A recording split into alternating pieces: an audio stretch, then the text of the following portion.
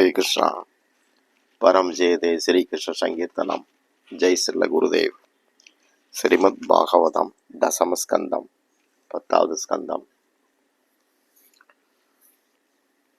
கிருஷ்ண பலராம் மதுராவுக்குள்ள செய்த லீலைகளை பார்க்கிறோம். அடுத்து சிவதனுசு தனூர் யஜ்யம்னு சொல்லுவாங்க. அந்த இதில் அவங்க 2 பேரும் பங்கேற்கிறத பார்க்குறோம்.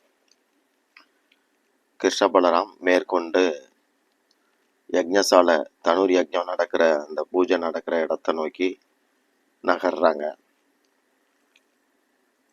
போகிற பாதையில் ஒரு பெரியவரை பார்த்தாங்க. அவர்கிட்ட கேட்குறாங்க, நாளைக்கு போஜராஜன் பூஜைக்கு போகிற வில் அது எங்கே இருக்குது, உங்களுக்கு இடம் தெரியுமான்னு கேட்குறாங்க. அவர் பாதம் சொல்கிறார், இப்போ மதுராபுரி மக்களுக்கு கம்ச பயம் நீங்கிருச்சு. கண்ணன் கிட்ட நெருக்கமாகறாங்க. அவங்களுக்குலாம் ஆச்சரியமாக இருக்குது. எத்தனை எளிமையாக இருக்கிறார், எவ்வளவு தயாள குணம். உடைய திருத்திய தையல்காரன் குணகன் இளமை பெற்றான். சந்தனம் பாதத்தில் சந்தனம் பூசிய குப்ஜா அற்புதமான தேவதையை மாதிரி ஆக்கி விட்டார். மாலை கட்டி கொடுத்த சுதாமா ஒரு சிறந்த பக்தனானான், பிரேம பக்தனாயிட்டான். இதையெல்லாம் பேசிக்கிறாங்க. இப்போ மக்கள் கிருஷ்ண பலராம பார்த்து வணங்குறது, துதி பாடுறது, ஆரத்தி எடுக்கிறது, திரவியம் பூசுறது, பரிசு கொடுக்கறது, அர்ச்சனை பண்ணுறது, இதெல்லாம் செய்ய ஆரம்பிச்சிட்டாங்க. போகிற பாதையிலே நிறுத்தி அவருக்கு இதெல்லாம் நடந்தது. சிவபெருமானுடைய வில்லுக்கு பினாகம் அப்படின்னு ஒரு பேர் உண்டு. இந்த வில்லை தான் திரேதாயுகத்தில் ராமபிரான் முறிக்கிறார். இன்னொரு வில் பரசுராமர்கிட்ட இருந்தது. அது கைமாறி கம்சன் கைக்கு வந்திருக்குது. கிருஷ்ண பலராமும் நண்பர்களும் அந்த வில்லை பார்க்கறதுக்கு ஆசைப்படுறாங்க. மக்கள் கிருஷ்ண பலராம் கிட்ட அரண்மனையில் ஒரு பாகத்தில் விசாலமான மைதானம் இருக்கும். அது நடுவில் ஒரு மேடை இருக்குது. அதில் தான் வில் வைக்கப்பட்டிருக்கும். படை வீரர்கள் அதை கவனமாக பாதுகாப்பாங்க. வெளியில இருந்து தான் நாங்கள்லாம் பார்த்துருக்குறோம், வணங்கி இருக்கிறோம். பக்கத்தில் யாரும் போக முடியாது, காவலர்கள் விடமாட்டாங்க. இப்படி மக்கள் சொல்கிறாங்க. கம்சனுடைய புரோகிதர் சத்யகன் ஆண்டுதோறும் இந்த மகேஸ்வர வில் பூஜைக்கு ஏற்பாடு செய்கிறது உண்டு. கொஞ்ச காலமாக என்னமோ அது நடக்கவே இல்லை. இப்போ திரும்ப ஏற்பாடாகி இருக்குது. இனி என்ன நடக்க போகுது அப்படிங்கிறது தெரியல. இப்படி மக்கள் சொல்கிறாங்க. ஒரு புறம் பூதேஸ்வர் பூஜா நடக்குது. அடுத்து மிருகங்கள் பலியிடுவாங்க. இன்னொரு பக்கம் வேத கோஷம், வாத்திய கோஷம். அதுக்கப்புறம் வில் அரங்கசாலைக்கு கொண்டு வரப்படணும். மன்னர் பூஜை செய்வார். அதுக்கப்புறம் திறமை உள்ளவங்க அந்த வில்லை எடுக்க முன் வரலாம். பூதேஸ்வர் பூஜையிலேருந்து இதை ஆரம்பிக்கும். வில் எடுக்க முடியாமல் தோற்று போனவங்க அங்கேயே அந்த வில்லுக்கு பலி கொடுக்கப்படுவாங்க. இது அரசு அறிவிப்பு அப்படிங்கிறதுனால இது வரைக்கும் யாரும் வில்லை தொட வந்ததே கிடையாது. இந்த வில்லை பூமியில இருந்து ஒரு அளவு கூட தூக்க முடியாது, அவ்வளவு கனமானது. மகத மன்னன் ஜராசந்தன் ஒருவேளை இதை தூக்க வாய்ப்பு இருக்கு, இப்படியும் பேசிக்கிறாங்க. ஆனால் தன்னுடைய மாப்பிள்ளை உறவு தான் ஜராசந்தனும் கம்சனும். தன்னுடைய மாப்பிள்ளையோட இந்த விழாவுக்கு இதுவரை ஜராசந்தன் வந்ததே கிடையாது. இது வரைக்கும் கம்சன் தான் அதில் அந்த வில்லை தூக்கி நிறுத்தி நான் ஏற்றதுண்டு. அதில் ஒரு கயிறு நடுவில் இருக்க, அந்த கயிறை எடுத்து வில்லை லேசாக வளைச்சிட்டு கொக்கி மாதிரி அதில் கோர்க்கணும். இது நான் ஏற்றுறது. அதுக்கடுத்து அம்பு விடணும். கம்சன் கூட அந்த போட்டியில் என்ன செய்வான், அப்படியே திமிரா ஒரு பார்வை பார்ப்பான். யாருமே இந்த வில்லை தூக்க முன் வரலையா அப்படிங்கிற மாதிரி கேட்டுட்டு அதுக்கப்புறம் அந்த வில்லை அவனே தூக்கி நிறுத்துவான். பார்வையாளர்கள் பக்கம் அம்பை போடுவான். யாரோ ஒருத்தர் கூச்சல் போட்டுக்கிட்டு அம்பு காயத்தோட உயிரை விடுவார். இதுதான் பலி. இப்படிதான் பலி நடக்கும். பலியாக போகிறார். யார் பலியாக போறாங்கிறது யாருக்கும் தெரியாது. போட்டியில கலந்துக்காம இருந்தாலும் அவனும் பலிதான்.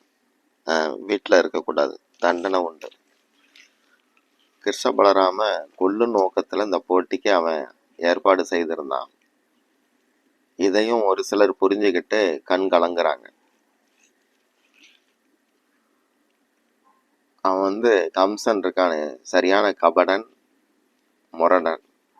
இதுவரைக்கும் கண்ணனை கொல்றதுக்கு அனுப்பிய அசுரர்களை பகவான் காலி பண்ணிட்டார். அதுலலாம் கிருஷ்ண பலராம் தப்பிச்சிட்டாங்க. இப்போ அந்த அரங்கசாலை நுழையிற இடத்துல மல்யுத்த வீரர்கள், அப்புறம் குவளையாபீட யானை, அதுக்கப்புறம் இதையெல்லாம் தாண்டி ஒருவேளை வந்துட்டா அம்புக்கு இரையாக்கிடலாம். இது அவனுடைய திட்டம். ஆனாலும் அவனுக்கு இப்போ கொஞ்ச நாளாவே பயத்தால வேர்வையிலே குளிச்சுக்கிட்டு இருக்கிறான். வில்ல எடுக்க கூட அவனுக்கு இப்ப தெம்பு இருக்காங்கிறது சந்தேகம்தான். பாதி உயிர் தான் அவனுக்கு இருக்கு. எப்பவுமே பயத்துல பாதி உயிர் போயிடும். ரொம்ப பலவீனமாயிட்டான். தன்னுடைய நிலைமையை பத்தி அவன் யாருக்கிட்டையும் வாயவே திறக்கல. ஏன்னா ஒரு பலசாலியா தன்னை காட்டுனவன் இப்போ இப்படி ஆனதுனால கூச்சப்பட்டுட்டு யார்ட்டையும் சொல்லலை. புரோகிதர்கிட்ட கூட சொல்லலை. அந்த வில் உண்மையிலே அதிசயமானதுதான். கோபபாலகர்கள் யாருமே அந்த வில்லை பத்தி துளியும் பயம் வச்சுக்கல. அர்ஜுன் அப்படின்னு ஒரு தோழன், ரிஷபன்கிற தோழன்ட்ட சொல்றான், அப்படி என்ன பெரிய வில்லு, ஒவ்வொருத்தர் மலையை விடவா இது கனமா இருந்துட போகுது, நம்ம ஆளு மலையவே தூக்கணவன் அப்படின்னு அவன் பெருமையா சொல்றான். தேஜஸ்விங்கிறவன் அது ஒரு நண்பன். அவனுக்கு முகம் ரொம்ப தேஜஸா இருக்கும். உடம்பு கிழட்டு உடம்பா இருக்கும். வயசான ஆள் மாதிரி இருப்பான். அவன் சொல்றான், நாமெல்லாம் சேர்ந்து தூக்கிடலாம் அப்படிங்கிறான். அடுத்து பலராம் தனியாவே தூக்குறதுக்கு வாய்ப்பு இருக்கு அப்படின்னு பத்ரன்கிறவன் சொல்றான். அப்போ நந்தபாபா நம்ம கிட்ட நகரத்துக்கு எச்சரிச்சு அனுப்பியிருக்கிறார். நீலமணி குறும்புக்காரன், அவன் வெளில தூக்கட்டும். நாம யார் முயற்சி பண்ணாலும் அவன் நம்ம அனுமதிக்க மாட்டான். முந்தி ஓடி போய் செய்யக்கூடியவன். அதனால சச்சரவு பண்ணாம அமைதியா கண்ணன்கிட்டயே வில் தூக்குற பொறுப்பை விட்டுறலாம். முதல் சந்தர்ப்பம் அவனுக்கு தான் அப்படின்னு சொல்றாரு. கண்ணையா அவங்க எல்லார்ட்டையும் பொறுங்க, முதல்ல வில்ல பார்க்கலாம் அப்படின்னு சொல்லிட்டு அண்ணனை பார்க்கிறார். தம்பிக்கு அவர் எப்பவுமே நித்திய ஏற்பு தான், எதிர்க்க மாட்டார். அந்த மாதிரி ஒத்து போறவர். வில் இருந்த இடத்துக்கு அவங்கள ஊர் மக்கள் கூட்டிட்டு வந்தாங்க. இது கூட கம்சனுக்கு கோபத்தை உண்டு பண்ண வாய்ப்பு இருக்கு. கொலை கருவியான அந்த வில்ல பார்க்கறதுக்கு கண்ணனுக்கு ஏன் இவ்வளவு குதூகலம், இப்படி கூட ஒரு சிலர் பேசிக்கிறாங்க, முணுமுணுக்கிறாங்க. ஒரு முதிய பிராமணன், கண்ணன் கைப்பட்டா வில் பவித்திரமாயிரும், அது கொலை கருவி தான், ஆனா பகவான் இவர் கண்ணனுடைய கைப்பட்டுச்சுன்னா புனிதமாயிரும். அதுக்கப்புறம் அந்த சிவதனுசு என்ன ஆகுங்கிறத பின்னாடி பார்ப்போம், இப்படி ஒருத்தர் சொல்றார். சிறுவர்களாக இருக்கிறாங்க, வில் வரைக்கும் முதல்ல வீரர்கள் இவங்களை விடணுமே, அதுவே சந்தேகம்தான், இப்படியும் ஒருத்தர் பேசுறார். இவங்க செய்ய நினைச்சா அதை யாராலும் தடுக்க முடியாது அப்படின்னு இன்னொருத்தர் சொல்றார். இப்படியாக ஆளாளுக்கு சர்ச்சை நடக்க கிருஷ்ண பலராமம் குட்டி யானைகள் மாதிரி அசைஞ்சாடி முன்னேறி போறாங்க. வில் வைக்கப்பட்டிருக்கிற விசாலமான மாளிகை, அதுல மாளிகைக்குள்ள மைதானம், வெளியே பெரிய கோட்டை, உயர்ந்த கோட்டை, அதோட வாசலுக்கு நிக்கிறாங்க. சுபல் அந்த வாசல்ல இருந்தே பார்த்துட்டு ஒரு குதிக்கிறான்.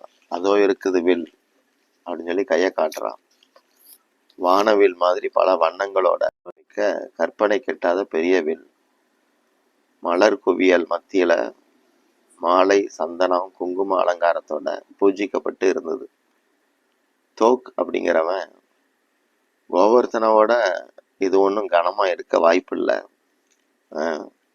இப்படின்னு இப்படி அவன் கோவர்த்தன சொல்ல, அவனுடைய சகோதரன் பத்ரன் கொஞ்சம் அமைதியாயிருன்னு அடக்குறான்.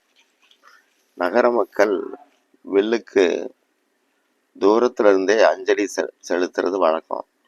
ஆனா அந்த கோபச்சிறுவர்கள் கிருஷ்ண பலராம் இருக்கிற தைரியத்துல வில் பக்கத்துல ஓடியே வந்து நிக்கிறாங்க, ஓடி போறாங்க. ஓடி இருந்த மக்கள் இது வரைக்கும் வில்லதான் வாய் பார்த்துட்டு இருந்தாங்க. இப்போ இந்த கோபச்சிறுவர்களை பார்க்கிறாங்க. எத்தனை அழகழகான முகம் இவங்களுக்கு அப்படின்னு ஆச்சரியமா இவங்கள பாக்குறாங்க.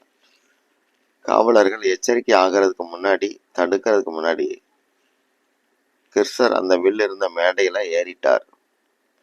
உடனே இவங்க கத்துறாங்க, ஏய் விலகு, தூரப்போ, அதை தொடக்கூடாது அப்படின்னு சொல்லிட்டு ஓடி வராங்க.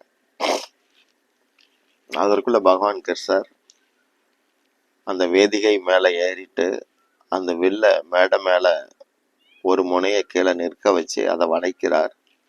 வலது மணிக்கட்டில சுற்றி கயிறு அப்படி வேகமாக எடுத்து வில்ல மடக்கி நான் ஏத்துறார்.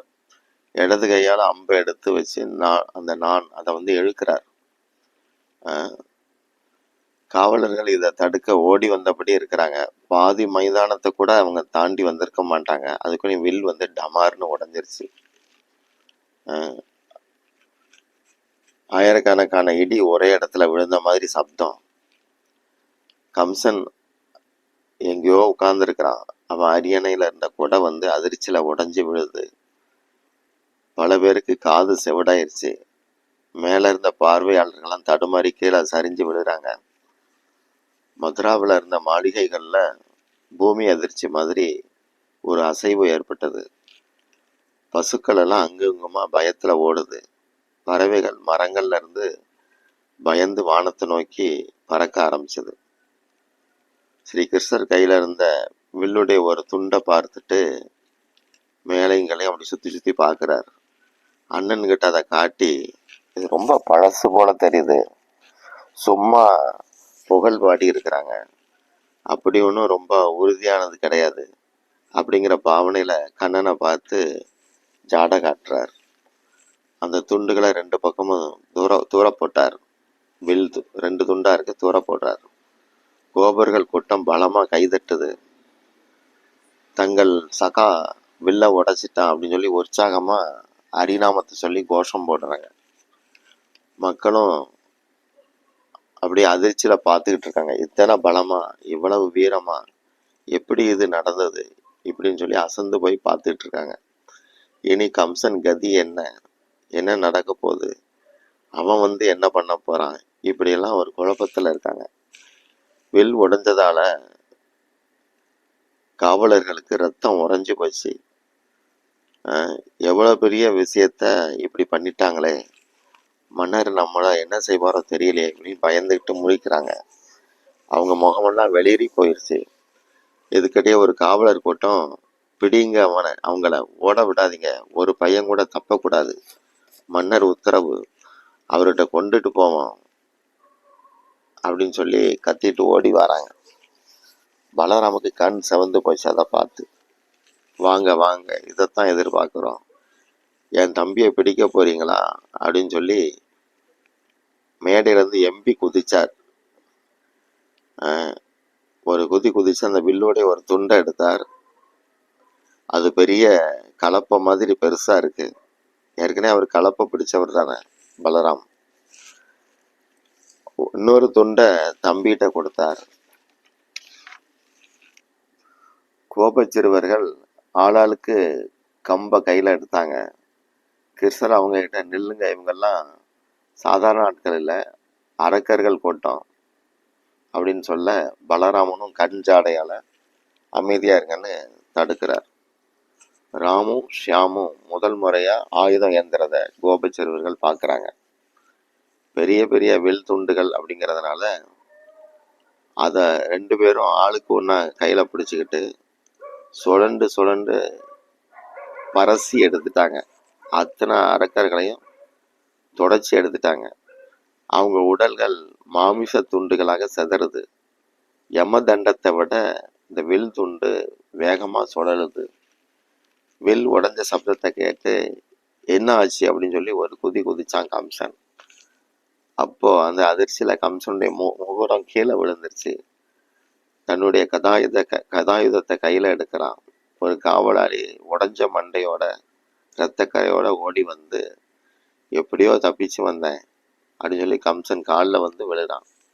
மன்னா, ரஜத்திலிருந்து வந்த அந்த சின்ன பசங்க வில்ல சாலையில அப்படின்னு சொல்லிக்கிட்டு இருக்கும்போதே என்ன நடந்துச்சு அப்படின்னு ஆத்திரத்துல கேட்கறான். வில்ல உடைச்சிட்டாங்க, 2 பேர் சேர்ந்து அத்தனை பேரையும் கொன்னுட்டாங்க, நான் எப்படியோ தப்பிச்சு வந்தேன், அவங்க எப்படி அடிச்சாங்கிறது என் காயத்தை பாருங்க, இதுதான் சாட்சி அப்படிங்கிற மாதிரி காட்டிட்டு பேசுறான். கம்சன் உடனே கத்துறான், அடே சேனாபதி, எங்க போன? உடனே சேனையோடு அந்த இடத்துக்கு போ, யாரும் தப்பக்கூடாது, சேனாபதி தலைமையில எல்லாரும் அந்த கூட்டத்தை அப்படியே சுத்தி வளைங்க அப்படின்னு சொல்லி கத்துறான். அப்போ சேனாதிபதி ஈட்டி, திரிசூலம், கத்தி, தோமரம் இந்த ஆயுதங்களோட காலாட்படை அங்க போகுது. இந்த வில் முனைகள் யமதண்டம் போல சொல்லண்டு படை வீரர்களை கொல்லுது. சேனாபதி காளி ஒருத்தங்க கூட தப்ப முடியல. ஓட முயற்சி பண்ணா கோப சிறுவர்கள் கூட்டம் அங்கங்க சுத்தி நிக்குது, அவங்களும் தாக்குறாங்க. இது பார்க்கறதுக்கு ஒரு பெரிய மரண மழையாட்டம் தெரியுது.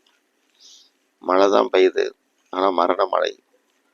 ஒரு வினாடி தான், மொத்தமா சடலங்கள். இவங்க சொல்லட்டி அடிக்கும்போது ஒவ்வொரு உடம்பும் எங்க போய் விழுந்துச்சுன்னு தெரியல, ஊரெல்லாம் சிதறுது அந்த உடம்பு. அப்படி சில இடங்கள்ல மொத்தமா கிடக்குது சடலங்கள். அதுகள் மத்தியில வில் துண்டுகளை வீசிட்டு சகோதரர்கள் 2 பேரும் மேடையில இருந்து குதிச்சாங்க. ரத்தம் தோய்ந்த தங்களை அங்க இருக்கிற தண்ணீர்ல சுத்தம் பண்ணாங்க. வண்ணான்கிட்ட இருந்து எடுக்கப்பட்ட உடைகளை இப்ப களைஞ்சு போட்டுட்டு பழைய உடுப்புகளோட இருந்தாங்க. முடியெல்லாம் களைஞ்சு போயிருக்கு. உலகத்திலே வெல்ல முடியாத சேனை கம்சனுடையது, அது இப்போ காலி ஆயிடுச்சு, இப்படி ஊருக்காரங்க பேசுறாங்க. அரண்மனை பூரா ஒரே சடலங்கள், டெட் பாடி தெரிச்சு கிடக்குது. அரண்மனையில சுத்தி இருக்கிற நீர் குழாய்கள்ல தண்ணீர் ஓடல, ரத்தம் தான் ஓடுது. மதுராவின் கம்ச சேனை முழுவதும் இந்த 2 பேரால ஒரு நிமிஷத்துல முடிவுக்கு வந்துச்சு. போன வேகத்துல வெளியே திரும்பி வராங்க. கிருஷ்ண பலராம் உடம்புல எந்த ஒரு சின்ன காயமும் இல்லை, ஒரு கீறலும் இல்லை. அவ்வளவு ஒரு துளி கூட வேர்க்கவே இல்லை. எல்லாம் ஆச்சரியப்பட்டாங்க, இத்தனை அழகா, இத்தனை சீலமா, இத்தனை வீரமா. இப்படிலாம் மதுரா மக்கள் கிருஷ்ண பலராமத்தை அவங்கள பார்த்து தலை வணங்குறாங்க. மதுராபுரி மக்களுடைய ஒவ்வொரு ரோமமும் பகவான் வாசுதேவன், பகவான் வாசுதேவன் அப்படின்னு சொல்லி மெய்சில் இருக்குது. அன்னைக்கு துவாதசி அப்படிங்கிறதுனால சீக்கிரமா சூரியன் மறைஞ்சிரும். நந்தரும் ஆயரும் அங்க காத்திருப்பாங்க, சீக்கிரமா போகலாம் அப்படின்னு சொல்லி இனி ஊர் சுத்தி பார்க்க வேண்டாம் இப்படி பேசிக்கிட்டே நேரா அவங்களுடைய அந்த மாந்தோப்பை நோக்கி நடந்து போறாங்க. வில் உடைஞ்ச பயங்கர சத்தம் அந்த மாந்தோப்புக்கும் கேட்டது. நந்தராய், ஆயர்கள் இவங்கெல்லாம் பயந்து போயிட்டாங்க. என்ன நடக்குமோ தெரியலையே அப்படின்னு சொல்லி பயத்துல இருக்காங்க. பிள்ளைகளுக்கு எதுவும் ஆயிடக்கூடாதுன்னு சொல்லி நாராயணர்கிட்ட வேண்டுறாங்க. அதுக்குள்ள கண்ணையா பட்டாலும் அங்க வந்துருச்சு. அதை பார்த்து உற்சாகமானாங்க. அவ்வளவு பெற்றோரும் ஓடி வந்து அவங்கவுங்க பிள்ளைகளை கட்டி பிடிக்கிறாங்க. நந்த மகாராஜா கிருஷ்ண பலராம 2 பக்கமா கட்டி அணைச்சி அவங்க கேசத்தை வருடி கொடுக்கிறார். அன்போட, உங்களுக்கு ஒன்றும் தொல்லை இல்லையே அப்படின்னு கேட்டார். அப்போ கிருஷ்ணர் சொல்றார், அப்பா, மதுரா ரொம்ப நல்லா இருக்கு, நிறைய சுத்தி பார்த்தோம் அப்படின்னு சொன்னார்.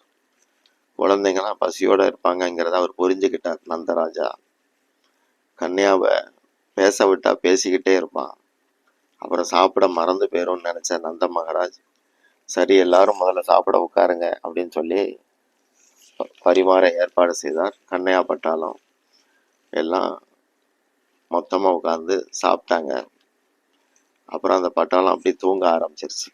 இப்படிதான் வில் தன்னுடைய கிணம் சம்பவம் நடந்தது. ஹரே கிருஷ்ணா.